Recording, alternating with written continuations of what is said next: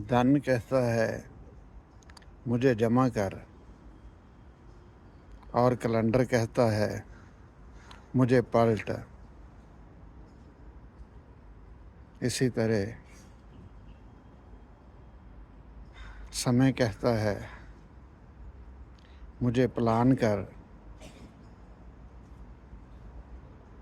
और भविष्य कहता है मुझे जीत। सुंदरता कहती है मुझसे प्यार कर,